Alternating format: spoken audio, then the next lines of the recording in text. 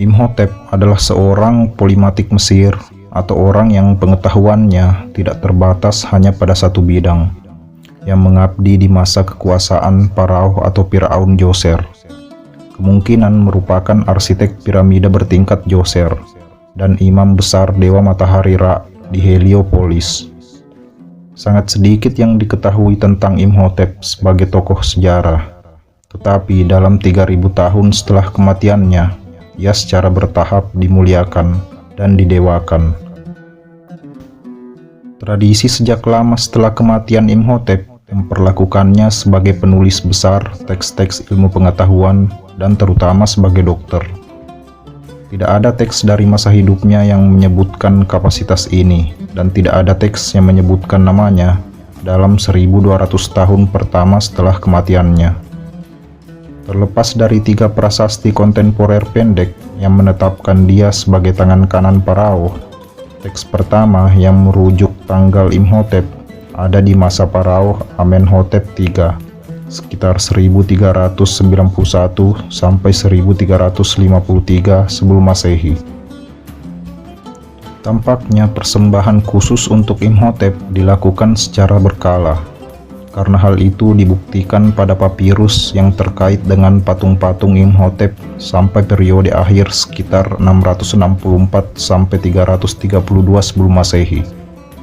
Bagi Alan Gardiner, kultus ini sangat berbeda dari persembahan yang biasanya dibuat untuk rakyat jelata, sehingga julukan setengah dewa mungkin dibenarkan untuk menggambarkan cara Imhotep dihormati di Kerajaan Baru Mesir sekitar tahun 1550 sampai 1077 sebelum Masehi.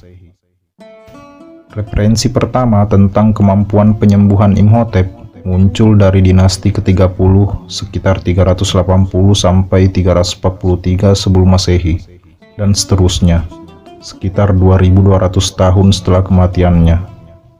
Imhotep adalah salah satu dari sedikit orang Mesir non-kerajaan yang didewakan setelah kematian mereka, dan sampai abad ke-21 ia dianggap hanya satu dari 2 rakyat jelata bersama dengan Amenhotep putra Hapu yang mencapai status ini. Pusat pemujaannya ada di Memphis. Lokasi makamnya tetap tidak diketahui, meskipun ada upaya untuk menemukannya. Apa yang umum disepakati bahwa itu tersembunyi di suatu tempat di Saqqara. Keberadaan Imhotep dalam alam sejarah dikonfirmasi oleh 2 prasasti kontemporer yang dibuat selama masa hidupnya di alas salah satu patung Djoser dan juga coretan dinding di sekeliling piramida bertingkat Pharaoh Sekhemkhet yang belum selesai.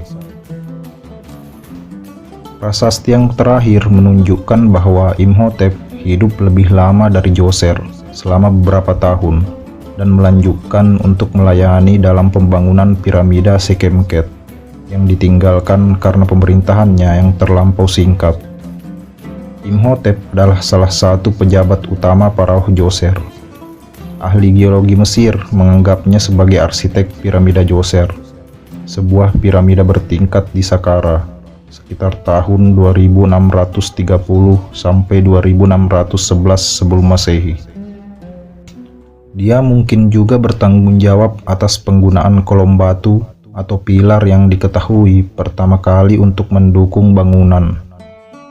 Terlepas dari klaim ini kemudian, para Pharaoh Mesir sendiri tidak pernah menganggap Imhotep sebagai arsitek piramida bertingkat atau penemu desain batu piramida.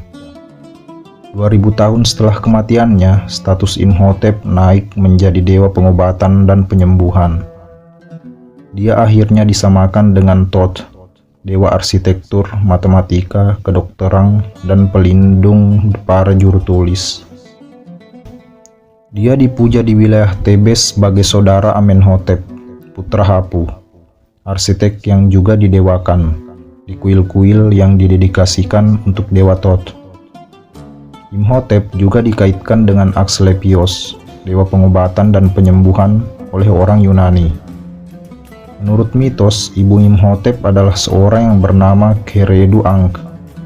Dia juga pada akhirnya dihormati sebagai setengah dewi, seperti putri Benet Jedet. Atau karena Imhotep dikenal sebagai anak dewa Ptah. Ibunya kadang-kadang diklaim sebagai Sekhmet, pelindung Mesir atas atau Mesir Hulu yang merupakan permaisuri Dewa Ptah.